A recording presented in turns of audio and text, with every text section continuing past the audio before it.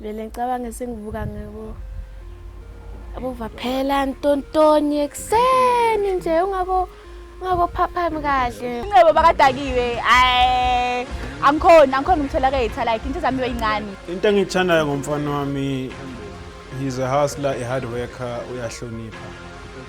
Into enengongikhinyanyana ngoNcebo ngathi too soft. Unokuba shy inyana, akanale personality thina isinayo.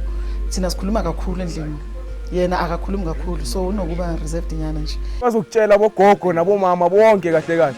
Day one esikhenyayo ngoNcebo. Njalo masivuka ekseni sivuswa ama lyrics. There's no need ukuthi set ama alarm manje, sivuswa ama lyrics every day. Just imagine waking up every day to speaker box. Bathi malume uyeza. Oh, zasho. Igama lami nguSipho Sihloko Shibi. Sizokagcaba ukhombeni uNcebo uNcwaso uvaphela mabona ngokuphiwa. Yena ongayithathela into zabantu. Umkhulunyelo into abakayikhonje yadini. Into abakayidini idinwa ngokumbiwa. Ezamakhosi aziqeda, sizoziqeda ngelinye ilanga. Igama lami nguSilindile, esibongo ngakashibe. uNcebo ngihlobana naye ngokuthi umfowethu omncane, ilasiboni yasekhaya kahle kahle. Mina ngizalwa uSilindile wakwaShibe, sister elindala la kaNcebo.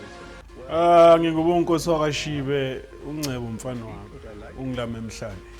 Igama lami ubahle bonke wakwaShibe. uNcebo umalume wami. To my fan nguva phela Clan MC, you understand? Ngiyintwana encane esebenzela eJardini, ngiyintwana encane esiphumela eDustin, you understand? But essentially nguShibe ngucaba ukhombeni uva phela uNcebo uNcwaso. Ubabona ngokuphika usibongo sembuzi umenza zaqethuka. And this is my dual time machine. Because I don't think that would suit. MC, V10, JSB. From a to a corner, push, let the police see. Linga in the air, man, police 16. 16, good Rex, number model C. So when I grew up, being nokuba, like I always had jingles, Kandalam, you understand? But it wasn't hip hop, kahle. Because my jingle, I think at the time I was heavily influenced Kwaito. So your TKZs, Sinyaka, bonke abantu beKwaito ngabacabanga, so I was heavily influenced ngeKwaito. So bengiba nama jingle engiwayenza ekhanda lami, and then kube into nje esihlala ngayo siculana empilo zami. But at the time it sounded njengeKwaito because bengimamela iKwaito kakhulu. And then ngokuhamba kwesikhathi ama jingle waphenduka amaverse. I think he was doing grade 9 and 10. Like grade 10 ngaya LSS.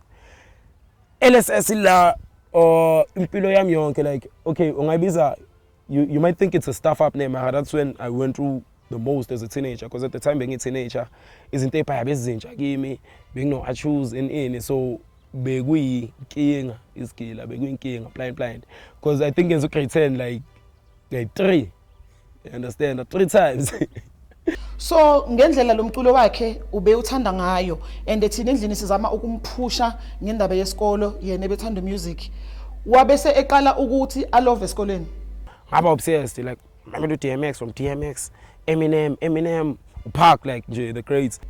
It's either ulovile ukhona la endlini ufuna ukubhala amaculo, okanye uyile esikolweni udojile uyocula, okanye uyile itransport efike yamshiya egedini wahamba uNcebo wayocula nabantu acula nabo. Ngazi kayi1 edojile esikoleni eMadiba Primary, eskimu umsizi impintshi yakhe. Besigangile mfethu now time. Khona inyawo time umsizi besigangile, you understand? Ngabalanda ngaba-Tracer Dan ngabathela induku.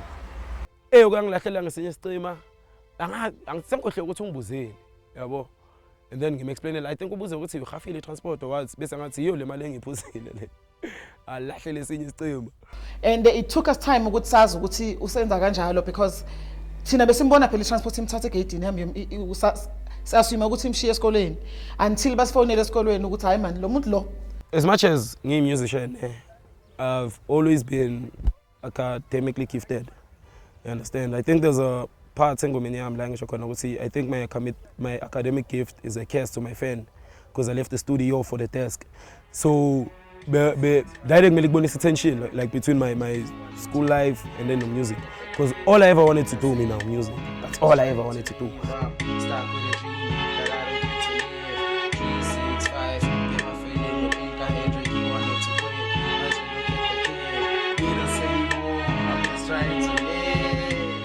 transport yamshiya egeyidini phathanyamalale then mase sihleli phansi sesikhuluma naye sesichecka ne-days absent kwi-report siyabona ukuthi hayibo Ncebo khona lento kuyona ethatha interest yakho manje kususayo esikolweni kwenzakalani. So ngoba zange silwe sathi sayide ukuhlala phansi sikhulume naye wasichazela ukuthi no kukhona okunye akwenzayo kokucula ubekwenza ngama afternoon manje sekuyenzeka kumdinge nangama during school hours so ingakho sevela doje ke cisha bias in life to a point like the way athanda ngakhona music wakhe bangafuni ukuba ne matric certificate bangafuni ke varsity so to think ukuthi uzophelelayo Mokhula unokuza umuntu athi I quit school ngafocus on music kwami nanani. I think sometimes you quit isikolo I privilege, like you need to be privileged enough to not worry about tomorrow ukuze uthathe i-decision yokuthi okay yazini ngiyaquit. Uyazi ukuthi efamilini mesitshela ukuthi ufuna ukulova yocula ngeke understand. Nase esikoleni mesitshela abothisha ukuthi ufuna ukulova yocula angeke ba understand nabo. Already laba traumatized to a point where I think she had a mild stroke. That's all. So ilang realize khona ukuthi hey mfethu ngeke i-lady kuthiwa liyagula. Likuliswa yimi nezinto engizenzayo, you understand? So I think ila impilo yami change khona ilang realize khona ukuthi okay kumele ngenze izinto different nge-life yami. But ke wabe seqhubeka ke zenza zoyithula lezinto kanye kanye nathi understand ukuthi uzenza zonke. Kodwa into enhle ke ukuthi uma ngabe seyenze ngasayifihli lento le sekwaziwa ukuthi namhlanje uyocula namhlanje esikolweni wakwazi ukuthi athole ibalance between the two wafunda waze waqeda matric kahle waphasa kahle futhi wakwazi nokuthi aye university ngoba akasayifihli useyenza with understanding yefamily ukuthi hayi ngelinye ilanga uye esikolweni ngelinye ilanga uyocula. Varsity bekuyi challenge like a half challenge. Ngike ngaba i-assurity kwi-life kaNcebo ese-MGI eyophusha izinto zakhe. Ziningi izinto zama-ups and downs. Wagcina drop out from MGI. I-private school, so we had to take out a student loan. So skip a student loan, but then azange sikhafe the whole amount. Ngeke sibhadale i-res nama-fees azange sibhadale yonke into. So the following year, okay, I passed, and then but I couldn't register for the following year because angikwazi ukuthola ama-marks ami and angikwazi ukuthola ama-marks because kusana-ma-fees outstanding. So ngashiya la ngimbonile futhi ezisolva ezinye inkinga ngoba from MGI ukwazile ukuphusha wangena e-UJ waphusha. Next year kwamele ngiye-UJ ngiya-apply via NSFAS ithi mfethu asikufanda asinayo imali yakho. Isister lami sisithandeke and ngiyambonga for lento angitshele yona wathi ndoda ngena wena sokukhipha imali ye-registration uzongena ufunde. Ngimbonile eba discouraged and being disappointed, but he always knew ukuthi don't die, do.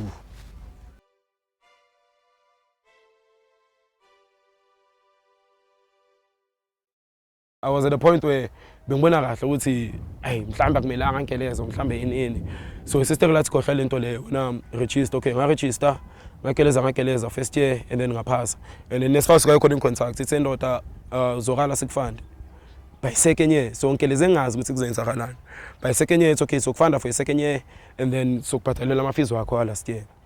Benginovalo njengoba bekahlala e-UJ nje ifunda khona ukuthi ayinkosi yami uNcebo manje usezoba exposed ezintweni ekade shiye zingenziwa la ekhaya zingenziwa na kwi-community esihlala kuyo I wonder uzokhopha kanjani nge-peer pressure nezinye izinto nje abantu aba-exposed kuzophela mangabe bengasahlala ekhaya. And then ngayenza i-third year yami ngaceda I did film and television and then got an internship at a television production company.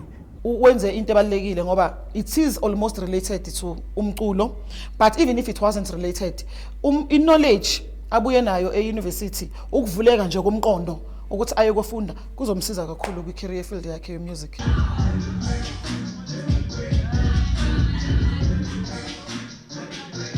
You want to be a musician kodwa into yenza every day ukuthi udocument amanye ama-musician udocument izinto zabanye abantu nani.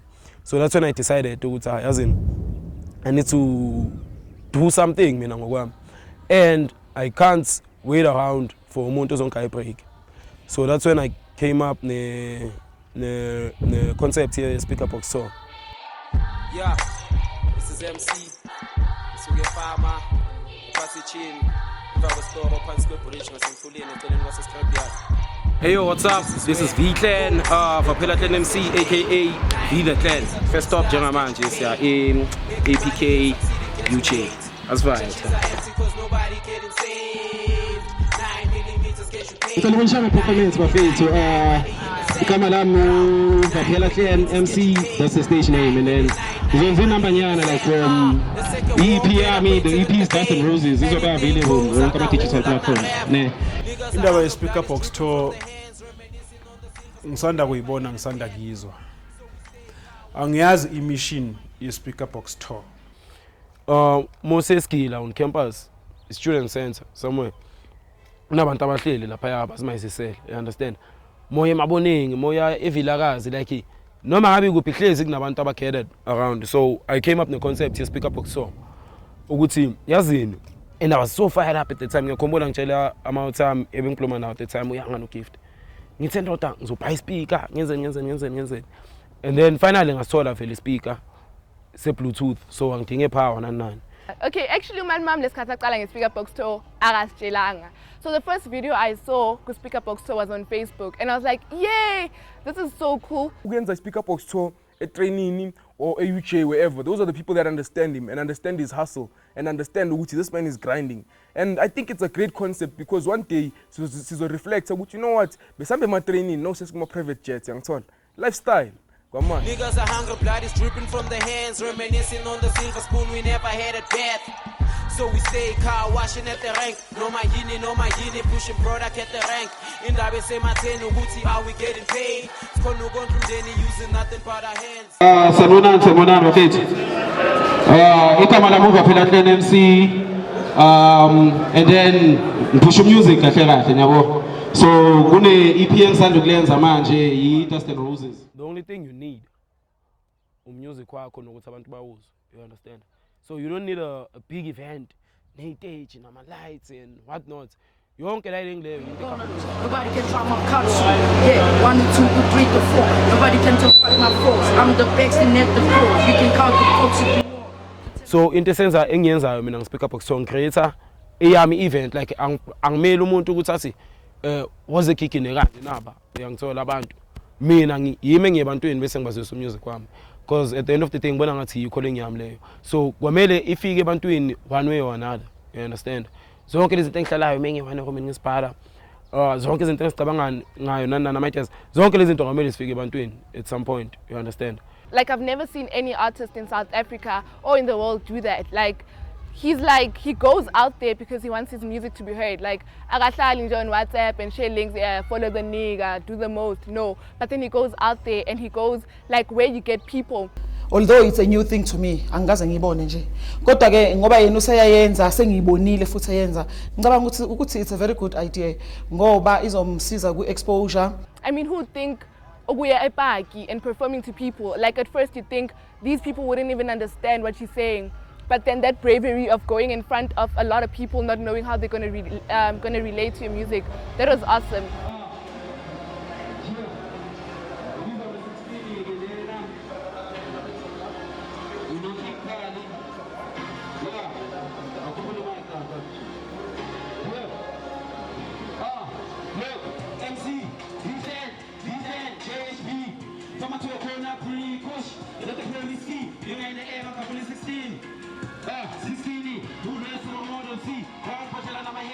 So it's a very good chance yakhe ukuthi abe exposed to i-community, ukuthi bamazi ukuthi nangu uNgcebo Shibe uyacula, ucula muphi umhlobo womculo, yonke lento leyo. So iyona into engibona ukuthi izomsiza ukuthi aziwe kuqala emphakathini aphila kuwona ngaphambi kokuba abantu bambone mhlambe esedumile esecula kwezinye indawo njengakuboma TV.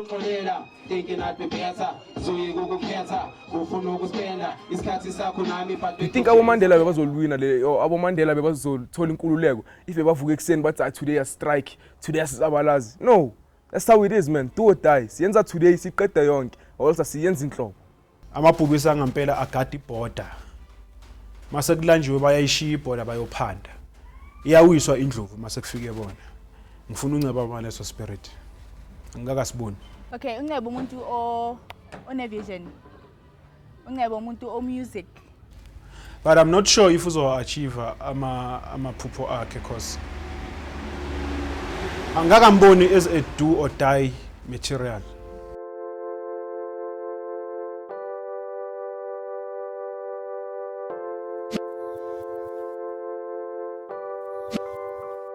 The whole concept ne Speaker Box Tour yinto into ekumele ngiyenze la le, you understand? So if angenzi yona manje angazi ukuthi ngizoyenzani. I remember bengina 14 or something ngiyorecorda kwenye out yami nje lags. So bengakhona le number la ngisakhomela mara kanjani mara bimnandi yabo. And then la ngibheke emehlweni yathi uyabo wena uthami in the next 2 years uzobe so nenyuku so famous so njani. It's in the next 2 years na kanjani yonke into yakho like you need kwamele ublow up in the next 2 years.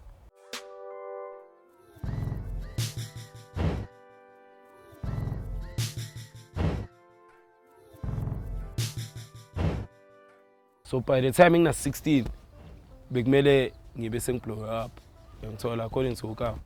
And then I'm unbeliever vele, so I believed in myself. Asitshela ukuthi by the time ngithi 16 ngiyablowa vele na kanjani. By the time ngithi 16 ngiyablowa vele na kanjani. Awu zathi 15 16 ngisawenza music mara ngablow zathi 17 18 19 20. So namhlanje mesikhuluma nge26. So every day ngifila ngathi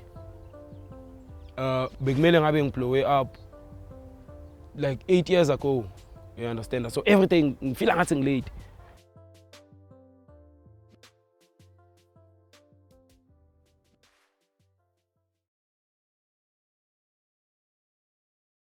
uNkulunkulu ungiblessile ngabantu abareal elifeni yami. Ungiblesse ngabangani, most importantly ungiblesse ngefamily. To be honest, angifuni next ngoNcebo.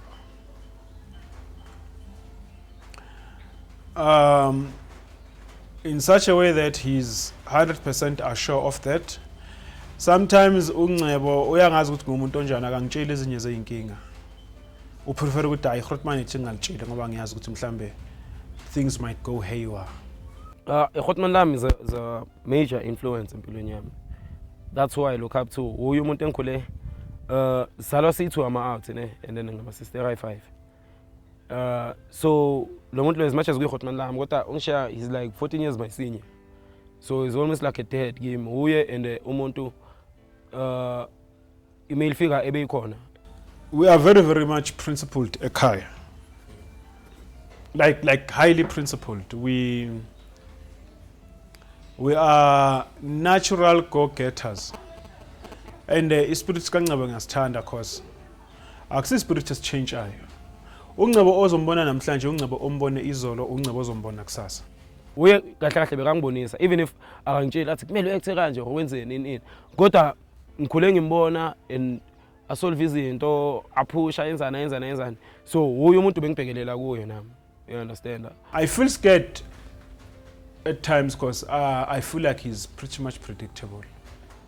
Yes, what works for me might not work for him, but ngiyazi background yakhe and ngiyazi ukuthi ufunani and ngiyazi ukuthi uzoyithola lento ayifunayo. Kumele aphushe even harder. Mina unfortunate ukuthi yena uhamba phambili. If yenza something ibe success, nami ngiyathele kuma steps wakhe.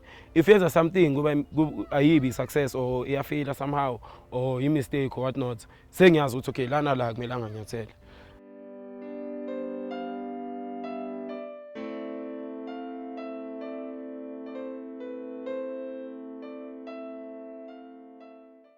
Uyathumeka, uyalalela, une-discipline. Umntana nje alright othandekayo and ufocused empilweni. Mabathi people have your back. That person has my back. Like my entire childhood.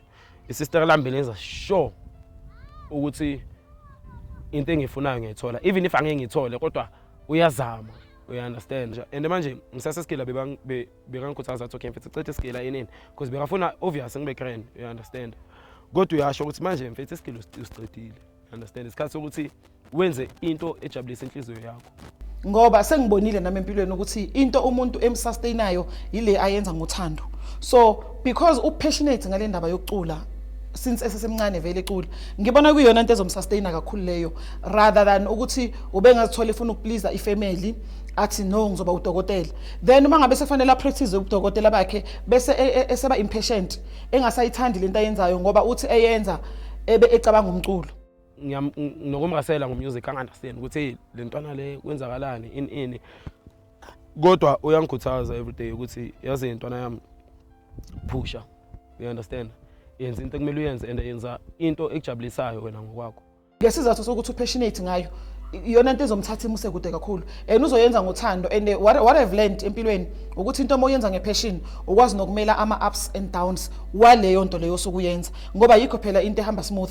So uma ngabe passionate ngomusic wakhe uzokwazi ukumela noma ngabe kwenzekani and uzobe wenza ngothando, that's the first thing azoyicabanga mevuka ekseni and it's the last thing azoyicabanga meyolala and uzothe yenza ebe enjoya futhi. And I think ungikhuthaza kanjalo because bona they grew up in a time where mokhula ungamele ufunde mawuqeda isikolo mele uye varsity uye college uthola isipani ngithola yinto bekumele bayenze leyo bebangekho fortunate ngaleyo ndlela or privileged ukuthi bangathi no mina I don't wanna do this ngifuna ukwenza lokho.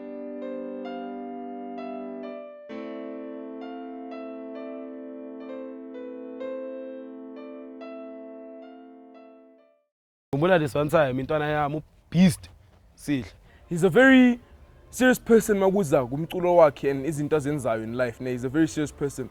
But there's a side engeke nilazi maybe nina, but he's a very playful and umuntu oncane ama pranks intanyana ezinjalo. Enhle kama prank ngiyawathanda. For an uncle ngicabanga ukuthi childish kakhulu ukuthi ngapha umalume. About maybe nginabo ma 3 years da. So umalume Ncebo noGotman Lami Usabelo aka Fats, they decided ukuthi it was funny ukuthi bangidlise ipelepele yangithola. Bencane kakhulu naye, you understand. So thina as you know sama uthaphuma ekasi elokushini yabo asabantu abadla ama Lays nama Doritos nani sidlela ama cracker snacks and we're proud of that ne. Sopa ama cracker snacks abutamati lawa red and then safaka ama chilies. Sawathela endishini and then sathela ama chilies, I think about 3 or 4 are ready now. So akakwazi ukuhlukanisa between ama chips ne chilies. Akazi nokuthi kunama chilies. So ngoba umafobela ufuna uqeda manje siza nesitsha sithi sidla sonke manje soyi3 and uyazi ukuthi mesidla si3 hey yimpi mele ulayisha indaba okudlala, you understand. So wangena usi what wabamba laisha igawule ehlathini walaisha igawule ehlathini wahlafuna. I felt like I was in some Nando's advert bafethu yazini beyibaba la ngile till today ngiyakhumbula ukuthi bebaba kanjani. Uhlafuna kwasana uhlafuna bo machilisi. Wakhala makasangene inkingeni ndaye sister lambe lingajabulanga. Ncebo boyfriend, Ncebo umngani, Ncebo ubhuti, Ncebo soulmate and ubaba umntanami. Recently ube nomntwana, umntanakhe uzeNcebo. Yena umfowethu uNcebo kodwa umntanakhe uzeNcebo. So into eyodwa leyo umntana womfana. These are not just names, ne, meaning i sentence la ngile. Fanele ukuthi ngiyamtshela ukuthi phila sande zeNcebo ilanga libalele. So ngifuna cave ukuthi noma ngaba nenkinga engakanani noma ngafeyisana no what not hlezi kune sunshine, you understand. Ungangayiboni khona la ngithi khona mele umbongo baba noma usasenhlophekweni ngoba ngizima ukubona ukhanya uma usahlele bomnyameni, you understand.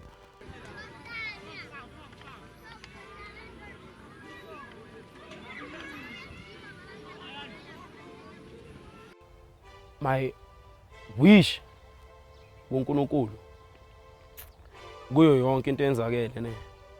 The only thing I hope for into engiyithandazelayo daily ukuthi one day ngibe se stage somewhere kube nabantu ababhaya ku audience and then all lami libe la lingibhekelele like I always pray to God ukuthi angamthathi la lengakayenzeki, angalinga ngamthathe le nto le engakayenzeki.